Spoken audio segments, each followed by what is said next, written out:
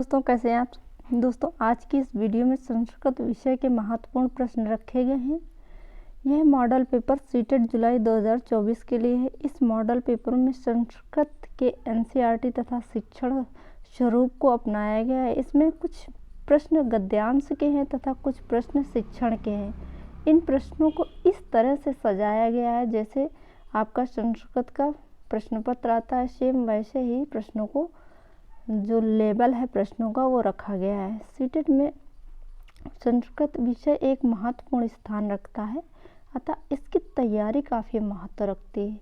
अतः रोज़ाना यानी कि कोई ना कोई मॉडल पेपर अवश्य हल करना चाहिए, इससे काफ़ी मदद मिल सकती है। तो चलिए शुरू करते हैं आज का यह मॉडल पेपर। उससे पहले यदि आप हमारे चैनल पर नए हैं तो चैनल को सब्सक्राइब कीजिए, वीडियो को लाइक कीजिए और दोस्तों को शेयर कीजिए और आप लोग बेल आइकॉन को अवश्य प्रेस कर लीजिए ताकि मेरे आने वाली हर वीडियोस आपको समय से मिल सके। चलिए शुरू करते हैं आज का ये प्रश्न। सबसे पहले संस्कृत विषय का जो गद्यांश है, जैसा आज का ये मॉडल पेपर हमने सेट किया है बिल्कुल ऐसा ही आपका प्रश्न पत्र जो संस्कृत विषय का सीटेट में जो प्रश्न पत्र देखने को मिलेगा सेम ऐसा ही आता है। ठीक है, चलिए तो शुरू करते हैं। चलिए सबसे पहले गद्यांश एक दिया हुआ है, इसे पढ़ना है। उसके पश्चात इस गद्यांश से बनने वाले प्रश्नों के उत्तर देने हैं। ठीक, चलिए शुरू करते हैं। चलिए पढ़िए। अधोलिखितं गद्यांशं पठित्वा तदाधारित प्रश्नानां विकल्पान् उत्तरोत्तरेभ्यः समीचीन उत्तरम चिनुत। समीचीन का मतलब होता है सबसे उचित। ठीक है, उत्तरम चिनुत यानी सबसे उचित उत्तर को चुनिए।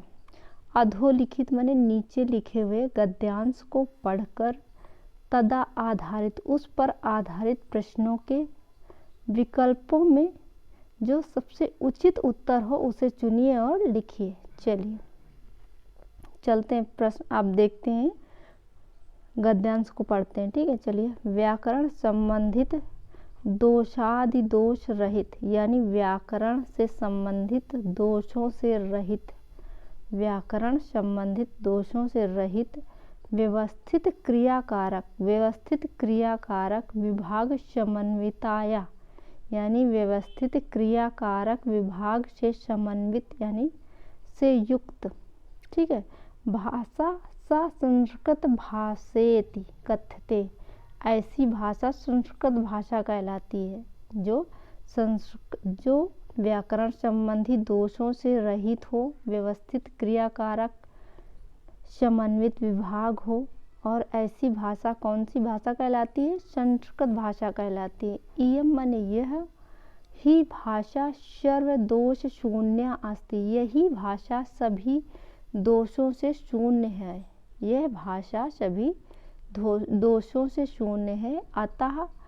अतः माने इसलिए देववाणी, गीवार्ण भारती, अमर भाषा इत्यादि यानी इत्यादि शब्द व्यवहृत्येव, इसीलिए इसे देववाणी, गीवार्ण भारती, अमर भाषा इत्यादि शब्दों से पुकारा जाता है या जाना जाता है। ठीक है, भाषागत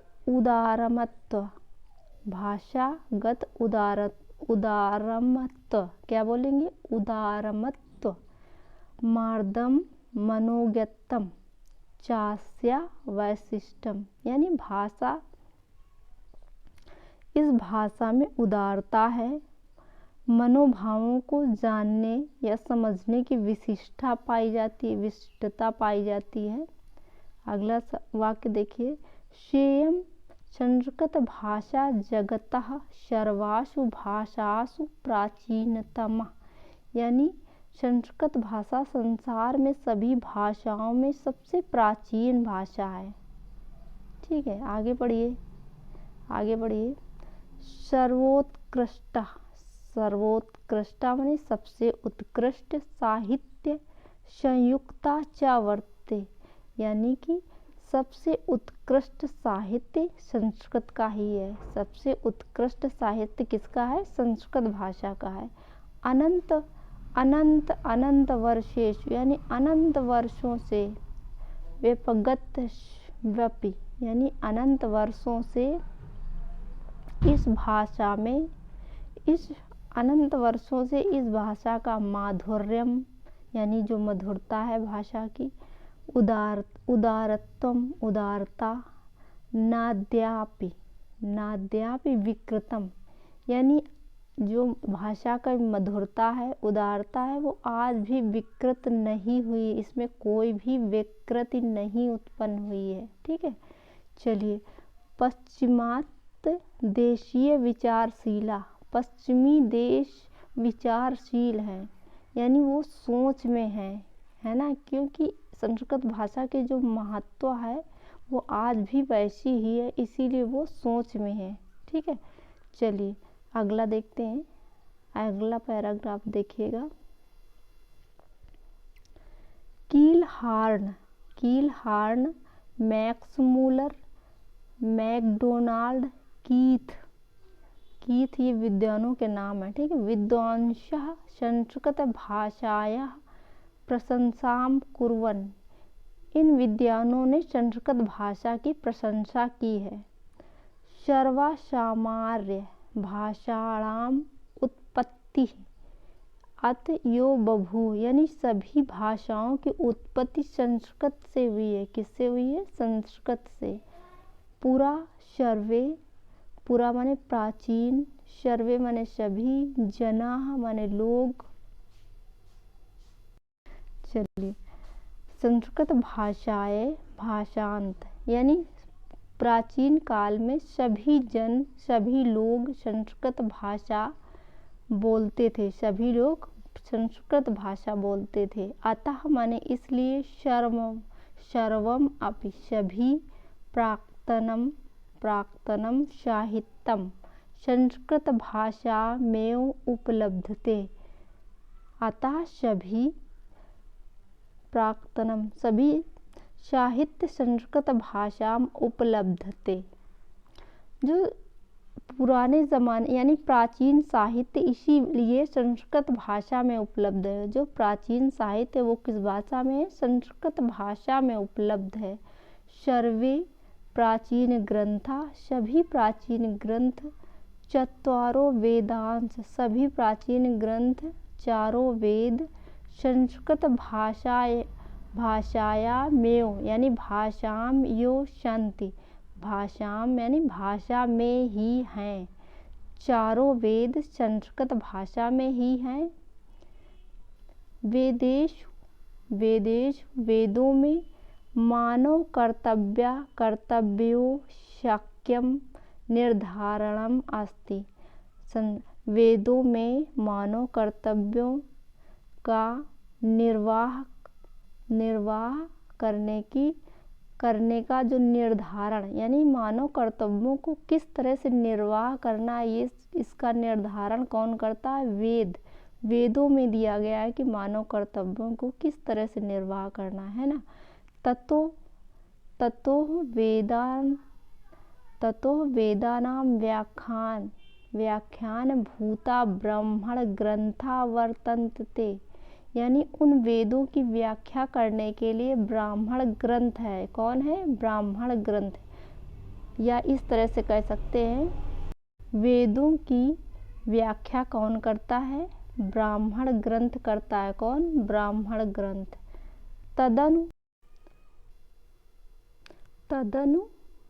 तदनु आध्यात्मिक विषय प्रतिपादिका उपनिषदो विद्यन्ते। तदनु ऐसे आध्यात्मिक विषय यानी आध्यात्म का प्रतिपादन करने के लिए उपनिषद हैं। या शाम गरिमा, इनकी गरिमा बहुत से पाश्चात्य गीतों के रूप में गाए जाते हैं। यानी बहुत से पाश्चात्य जो कवि हैं वो गीतों के रूप में गाते हैं। ततो अस्माकम गौरव ग्रंथा, और इन जो हमारे गौरव ग्रंथ हैं वो खडदर्शन है। कौन है? खड दर्शन येषाम् अपि विश्व साहित्य महत्तम वर्तते, यानी ये हमारे विश्व साहित्य में महत्वपूर्ण स्थान रखते हैं। कौन? षड दर्शन जो हमारे हैं, ठीक है।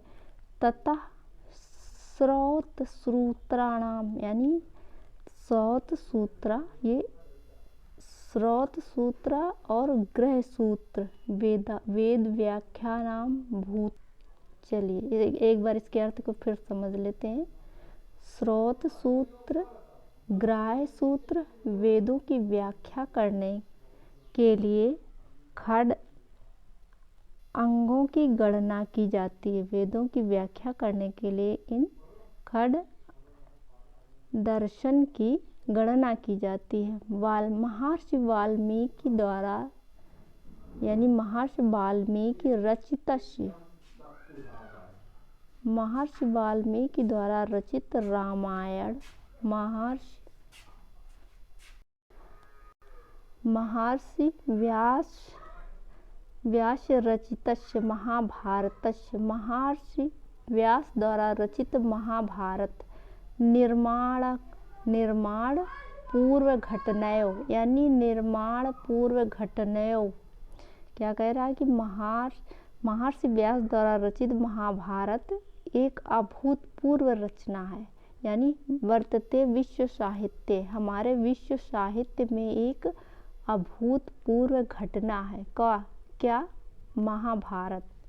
महाभारत की घटना एक अभूतपूर्व घटना है। कहाँ की? हमारे विश्व साहित्य की। और इसकी रचना किसने की है? व्यास जी ने।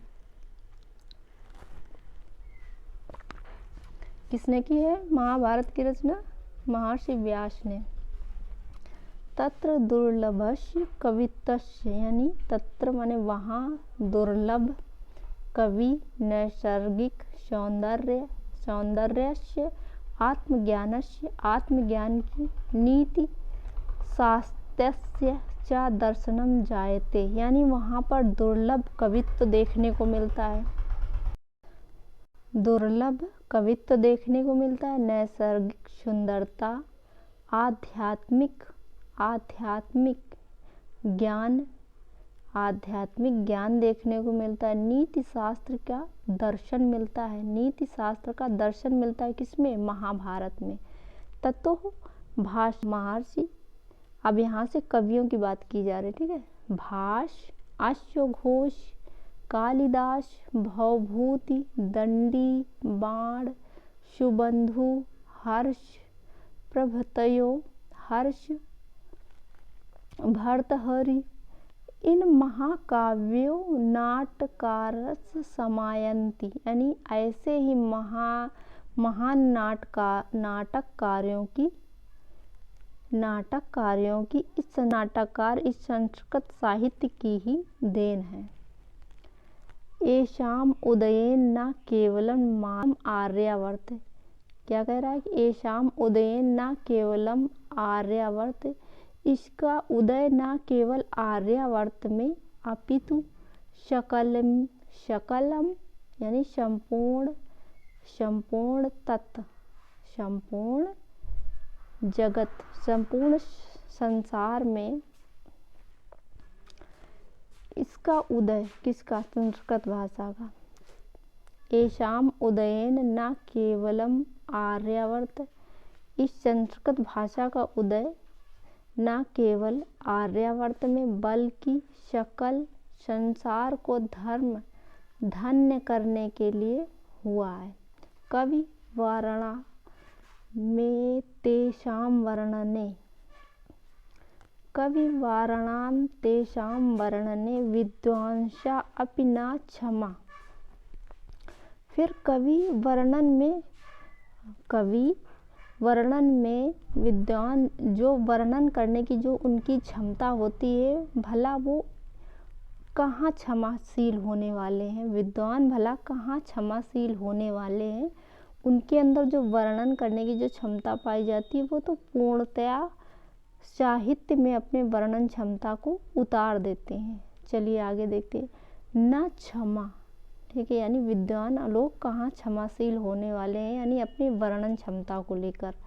श्रीमद् भगवद गीता, स्मृति ग्रंथ हो गए, पुराण हो गए, संस्कृत साहित्य से, यानी संस्कृत साहित्य के महात्म प्राकट्यंत, यानी संस्कृत साहित्य की महत्वता को बताते हैं। संस्कृत साहित्य के महत्व को बताते हैं कौन? भगवद गीता, स्मृति ग्रंथ, पुराण, ये सब क्या करते हैं? संस्कृत साहित्य के महत्व को प्रकट करते हैं। संस्कृत साहित्यस्य भारतस्य गौरवम उद्घोषयति, यानी संस्कृत साहित्य भारत के गौरव को बढ़ाता है। संस्कृत साहित्य क्या करता है? भारत के गौरव को बढ़ाता है। समस्तम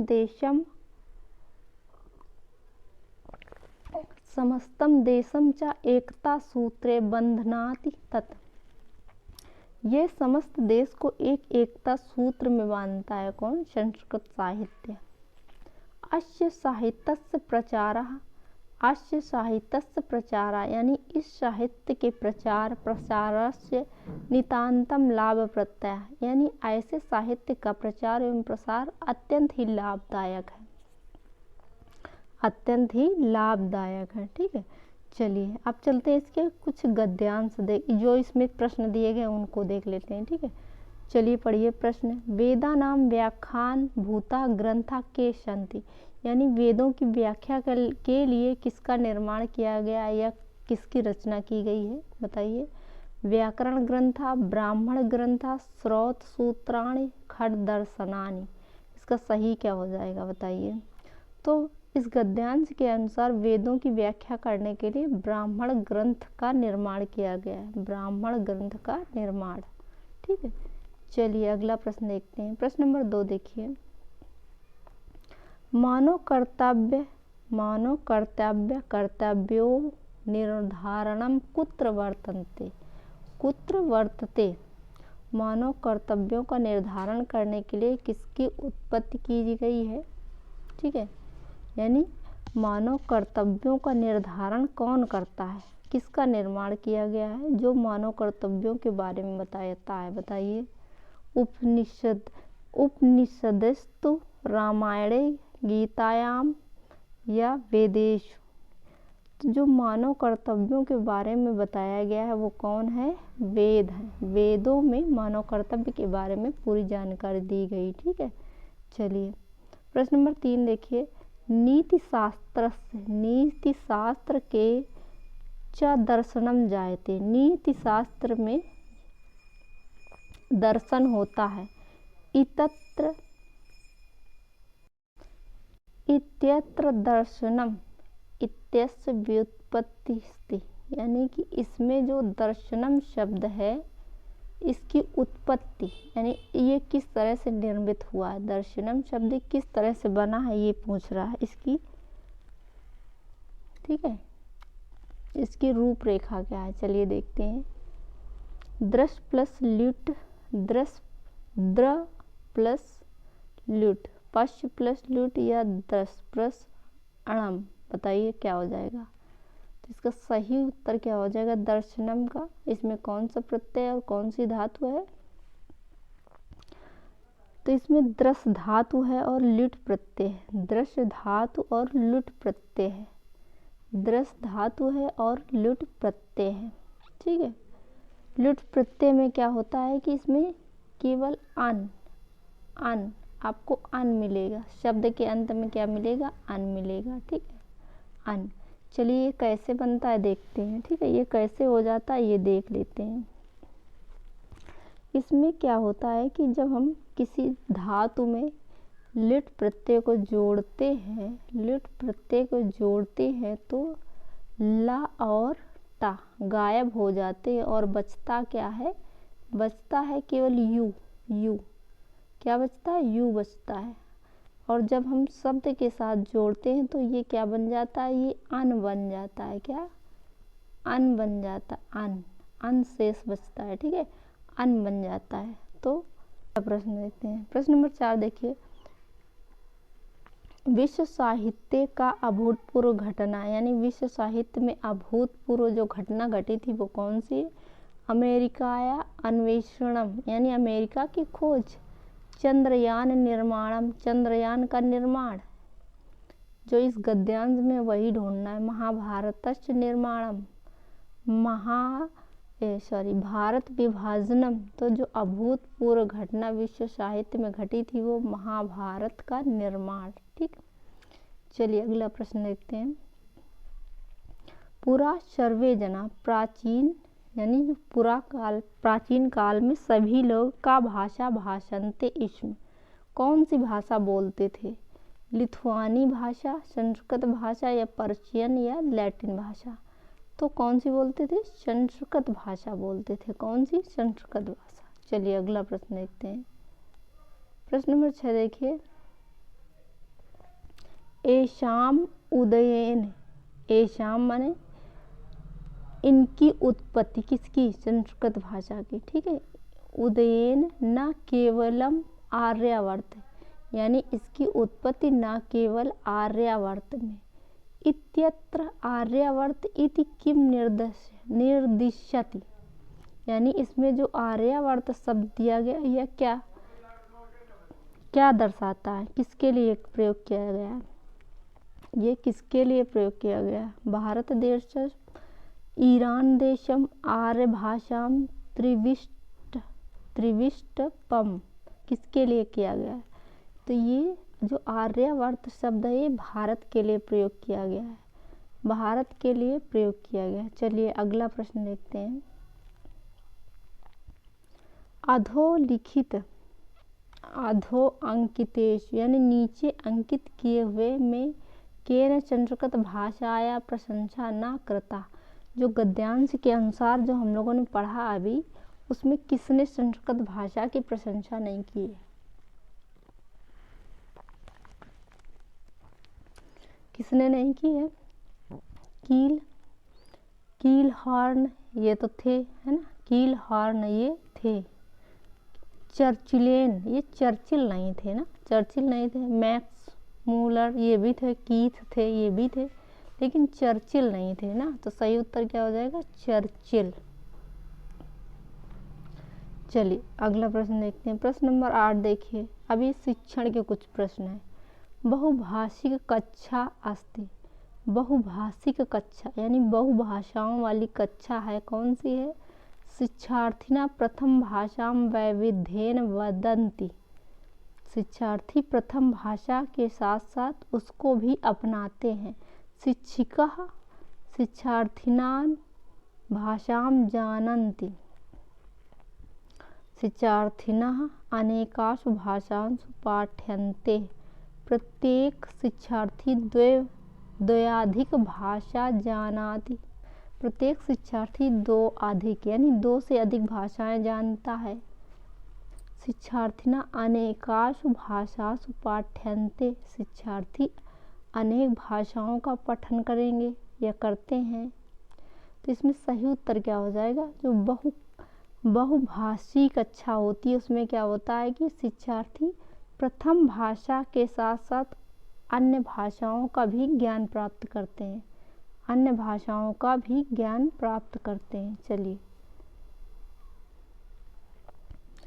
शिक्षार्थिनः व्याकरणानि मान्य यानी शिक्षार्थी व्याकरण के नियमों का, शिक्षार्थी व्याकरण के नियमों का शनैः शनैः यानी धीरे धीरे, पौन पुण्येन च शिक्षन्ते, धीरे धीरे बार बार शिक्षन्ते यानी बार बार सीखते हैं या उनका स्मरण करते हैं या उनको पढ़ते हैं। सर्वान् व्याकरण नियमानां, सभी व्याकरण के नियम एकदयो ज्ञानस्य अपेक्षताया यानी सभी व्याकरण के नियमों को एक बार में ही जानने की अपेक्षा, शनैः शनैः माने धीरे धीरे व्याकरण नियमा ज्ञातव्य, व्याकरण के नियमों को जानना। ये एतत् शिक्षणम कथ्यते, ये ऐसा शिक्षण क्या कहलाता है? क्या पूछ रहा है कि शिक्षार्थी व्याकरण के नियमों का धीरे धीरे और बार बार नियमों का धीरे धीरे तथा बार बार सिखाया जाता है, बार बार सिखाया जाता है। ठीक है, शिक्षार्थियों को व्याकरण के नियमों को धीरे धीरे तथा बार बार सिखाया जाता है। सभी व्याकरण के नियमों को एक बार जानने की अपेक्षा बार बार व्याकरण के नियमों को जानना, ये कौन सी शिक्षण है, कौन सा शिक्षण कहलाता है? ऑप्शन देखते हैं, पारिस्थितिक शिक्षण, पारिस्थितिक शिक्षणम, वर्तुलाकार शिक्षणम, संरचनात्मक शिक्षणम, स्थानिक शिक्षणम। तो इसमें सही उत्तर क्या हो जाएगा? तो जो बार बार की बात की गई यानी धीरे धीरे और पुनः पुनः, है ना, शिक्षणम, तो ये कौन सा हो जाएगा? वर्तुलाकार शिक्षणम, वर्तुलाकार शिक्षणम हो जाएगा। कौन सा? वर्तुलाकार शिक्षणम। चलिए अगला प्रश्न देखते हैं। प्रश्न नंबर 10 देखिए, पाठ्यपुस्तकस्य अवबोधन क्षमता तस्मात् सूचनानाम् आहरणं तस्य व्याख्यान च एतत् सर्वं किम् अस्ति? यानी पाठ्य पुस्तक की अवबोधन क्षमता, उसमें से जो सूचनाओं का आहरण यानी सूचनाओं की प्राप्ति या व्याख्यान करने की जो क्षमता होती है वह क्या है? वह क्या है? प्रवाहणेन पठनम, श्रुतलेखा, निष्कूटनम या अवबोधपूर्वक पठनम, वो क्या हो जाएगी? पाठ पुस्तक को जो अवबोधन क्षमता है यानी जानने की या पढ़ने की, उससे जो संबंधित सूचनाएं हैं उनको जानने समझने की क्षमता क्या कहलाती है? अवबोधपूर्वक पठनम। क्या कहलाती है? अवबोधपूर्वक पठनम, यानी जानते समझते हुए पढ़ते चलना, जानते समझते हुए पाठ को पढ़ते हुए चलना। ठीक है, चलिए तो दोस्तों बस आज के लिए बस इतना ही। कैसी लगी क्लास कमेंट बॉक्स में ज़रूर बताइएगा। फिर मिलते हैं नेक्स्ट वीडियो में, तब तक के लिए आप सभी का बहुत बहुत